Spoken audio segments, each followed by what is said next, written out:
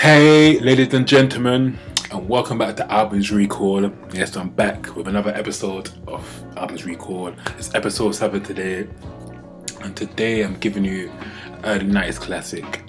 I'm giving you Jazzmatazz Volume 1 by Guru. So yes, let's get started into this today then. Guru's Jazzmatazz is the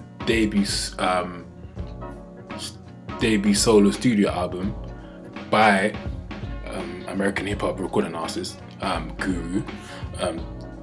The album was released on May 18th, 1993 by Chrysalis Records. This album is one of the first albums to combine live jazz band with hip hop production and rapping. It is the first such project to feature established rappers. Live backing is provided by a band that includes Lonnie Liston Smith, Branford Marsalis, Ronny Jordan, Byrd and Roy Ayers. The album also features vocal collaboration with Carleen Anderson and Davenport of the group Brand New Heavies, DC Lee and French rapper MC Solaar. The variety of guest artists adds diversity and originality to each track and gives the album that distinctive jazz feel. So this is the first jazz and hip hop confused album. You know, if you listen to the album, it has obviously jazz elements. So Guru is the right MC, very intellectual guy. He's a very intellectual guy. He's very conscious, and he raps over jazz sounding beats. So that's why I love this album. It's very unique. It's not like other albums where it's pure hip hop. You know, it's actually got mixed with jazz, infused jazz together and hip hop together. And hip hop and jazz, that's a very good very good combination. It's a very good mix. You know, a lot of other artists in the past who have mixed jazz sounding with hip hop, but this album is particular a jazz hip hop album. You know, particular jazz hip hop album. If you want to listen to a jazz hip hop album, this is the album that you should listen to. In my eyes, it's got a jazz feel to it. Also, Guru, he quoted in the album's liner notes, he talked about his natural affinity for both jazz and rap. Jazz mellow tracks along with hard rap beats go hand in glove with my voice, he said. That's what he stated. So when you buy the album now, you look through the sleeve notes. This is what he stated. Also, the album was released on May 18th, 1993. The album was recorded between 1992 and 1993 at the D&D Studios in New York City and EMI Music Studios in London.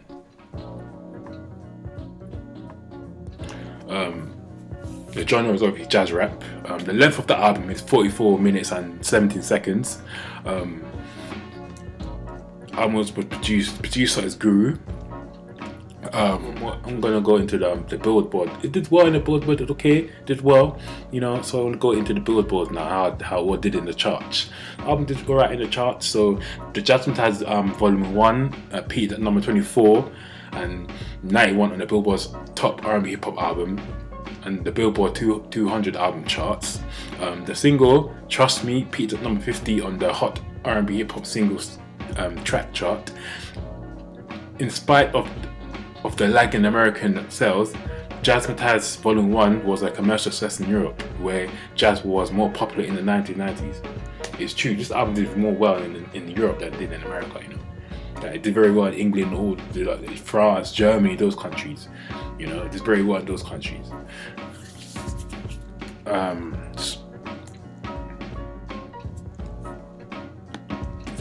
Yes, I love the feel about this album. It's a great album. You haven't listened to it, go listen to it, you know. It's very, very authentic, you know, and with Guru's conscious lyrics, you know, with hard-hitting rap beats and some jazz infused with a bit of jazz in it.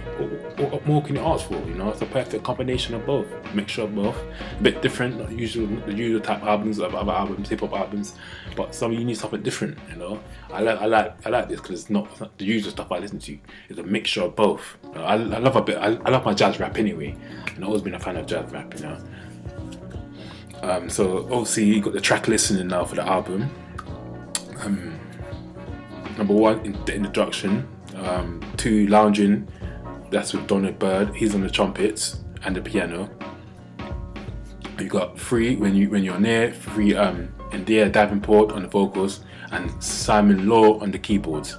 Number 4 Transit Ride with Ronny Jordan on the guitar and DC Lee and Big Shug on the vocals. Number 6 Down the Backstreet with Lonnie Liston on the acoustic and the electric piano. Respect Dedication, that's number 7. Number 8 Take a Look at Me Yourself with Roy Ayers on the vibraphone. You got number 9 Trust Me with India Davenport on the vocals. You got 10 Slicker Than Most with Gary Bonacle on the saxophone and the flute. 11 Les Bien Lemay with MC Solaar, the French rapper. 12 Sights in the City with Courtney Pine on the alto and the soprano sax and flute, and Carleen Anderson, who was also on the vocals, and Simon Law again on the keyboards. So also another thing I want to say is that there was a lot of live instruments used in this album. The first album to really have live instruments, because a lot of other a few hip hop's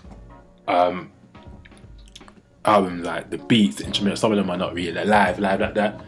Normally used by MPC, used by it was used with a drum beat machine, but this was used with a lot of these songs. Most of these songs they were used with live musicians, people who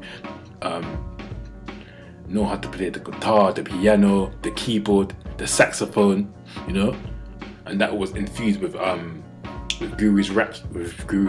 So that's a good combination, you know, with a lot of live instruments.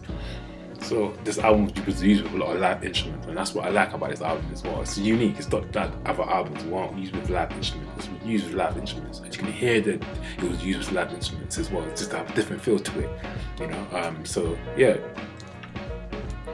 I'm gonna go through some of the people who played on different instruments on the album. Roy Ayers, he used the vibraphone. Courtney Pine used the flute, the saxophone. Ronny Jordan, he used the guitar. Gary Bonacle, he used the flute and saxophone. So yeah, a lot of instrument plays on this album as well. So that's what I like about this album. It's a very good album. You should know, if you haven't listened to the album, you should go and have a listen for yourself. Check for yourself if you love it, you know. So I'm gonna go through some of the ratings as well. All Music, they gave it a 4 out of 5. Downbeat gave it half of 4. The Q, they gave it a 4 out of 5, and the Rolling Stones, they gave it a 4 out of 5. So yeah, man, you haven't listened to the album, you must go and have a listen to this album. I've listened to it. It's one of my favorites albums. Go listen to it. If you're a jazz fan and you're a hip hop fan, this is the perfect mix for you, because it's hip hop jazz album right here. So go listen to it if you haven't heard it before. I'm sure you hear people have heard it. If you haven't heard it, go listen. If you have listened again. I've listened to this album many times, so have listened to this album. It's a good album, and most importantly, rest in peace Guru as well. So thank you for today, and that's it for Albums Recall for another episode. Make sure you like, comment, share, and subscribe. Please make sure you press that bell for new notifications, and yeah, and I hope you enjoy your day. Peace, one love, I'm out.